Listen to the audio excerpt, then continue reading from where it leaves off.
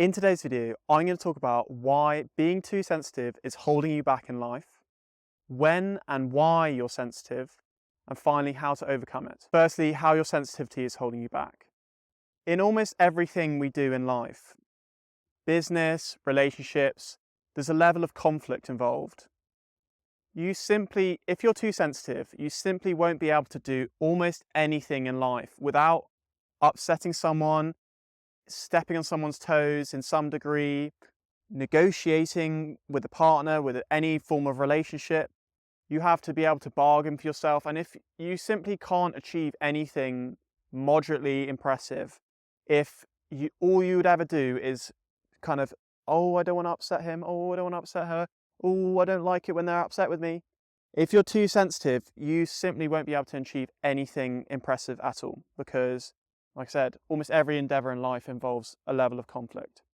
The second thing is, if you're too sensitive, you won't be able to handle negative feedback, which is possibly one of the most important things, if not the most important things for growth in any area in your life. If you can't handle the negative feedback and you just get so upset and you can't take it on board, firstly, you're just going to be so destroyed by the negative feedback. It's going to emotionally affect you for days, and you know that's going to be the negative repercussions. But not only that, if you get so negatively affected by the negative feedback, people will just stop giving it to you, and that makes you completely blind to all the things that you could improve on, and you'll just be surrounded by yes men or just people who don't want to hurt your feelings, can't give you any actual useful feedback that will help you improve and grow. And a side tangent is, if someone gives you feedback, no matter how brutal it is, you have to say, or you should say, thank you, no matter how brutal it is, because if you stop saying thank you and you get upset, they'll just stop giving it to you. And obviously that's a terrible thing for your growth and for life and anything you're doing. The third thing is, your sensitivity will mean that every time you fail, which will happen over and over and over and over and over, that's just part of life. And especially if you're doing anything difficult, you're going to fail over and over. And if you're so sensitive, the failure is going to destroy you. You're going to feel so beaten down and you'll give up.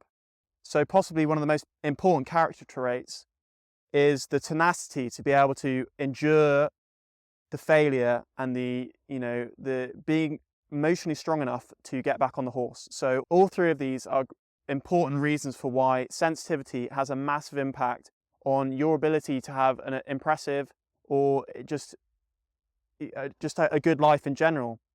It's starting to rain, so I'm going to get sopping wet, but I need to get this video out, and this is the only day I can record, so here we go. Why are you sensitive? What are the reasons for your sensitivity? It essentially boils down to insecurity in some form or the other. Most often it's just your insecureness with yourself, if that's even a word.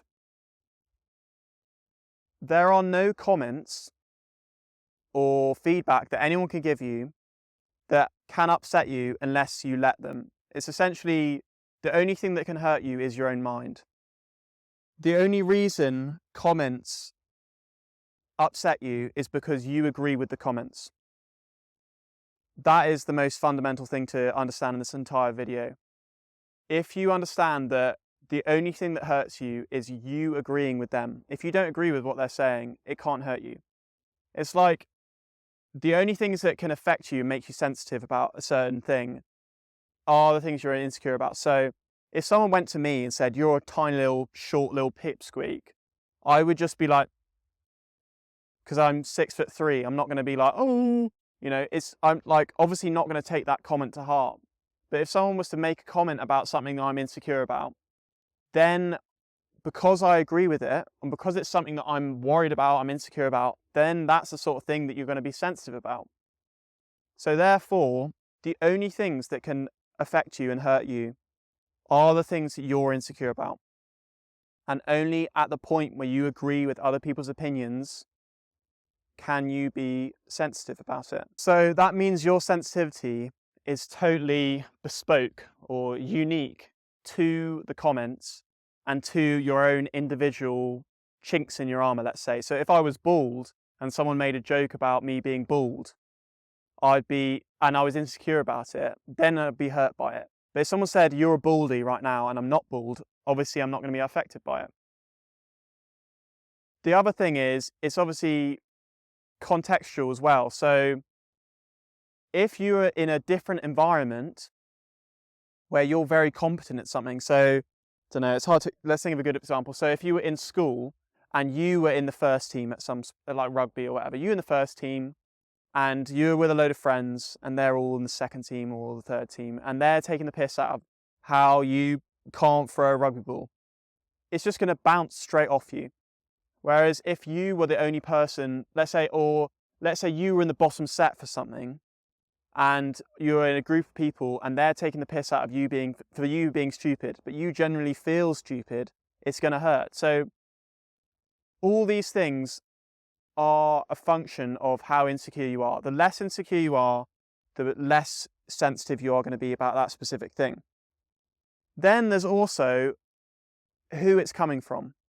If you're in a group and you feel low status, so from my own experience, I wasn't particularly popular at school, and if you feel you're low status in a group, your weighting of how much you care about other people's opinions in that group is enhanced. You're like, oh, I just want to be cool and fit in, I just want to be accepted.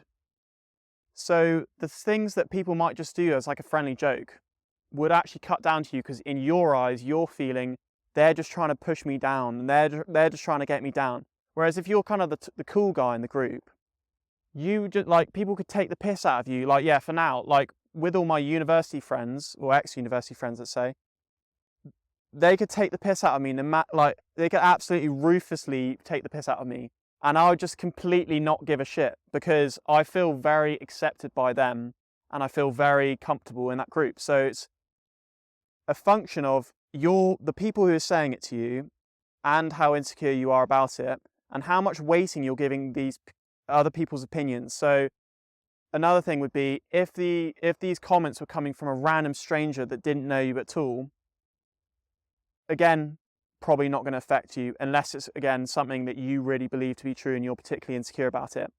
Whereas if it's something, there's wasps coming after me, if it's fucking hell, if sorry, a very rude interruption by that wasp.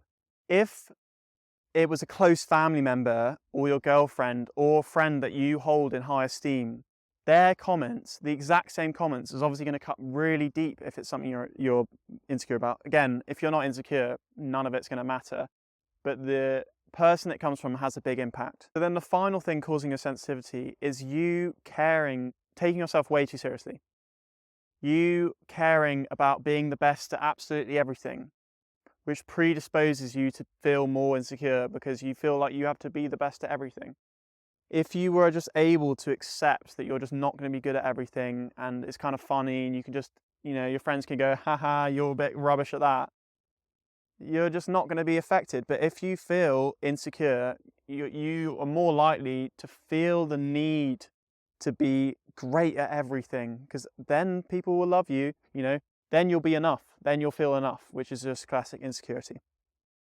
So those are all the reasons that you are sensitive or you can be sensitive. What to do about it? Okay, so you just kind of want to reverse engineer a lot of the causes of sensitivity. The first thing is just stop taking yourself so seriously and stop feeling the need to be perfect at everything, like I just said. The next thing is do the activities that build your own self-worth just effectively become less insecure. And the way you become less insecure, I made a whole video about it, which I'll link at the end. Essentially, how to love yourself, how to build up your own self-esteem. In short, it's about doing activities that earn your own self-respect, which are unique to you, whatever you deem to be worthy of respect. You do those activities, you build up your own image of yourself, and that has a positive impact on the way you feel about yourself. Your insecurities vanish away because you have no reason to be insecure, because you feel enough in yourself, because you've done all these good things and you have a good reputation with yourself. You know that you're a good person, or you know that you're competent, you know that you do the things that matter to you inside about yourself. So the real way to solve this is to feel better about yourself. And I'll link that video right here. And it's my most popular, not my most popular, but the most people subscribe from that video. So I'd say it's probably my best video. So I hope you enjoy it. If you like this video, click the subscribe button. And I'll see you next week. Thank you very, very much for watching. Peace.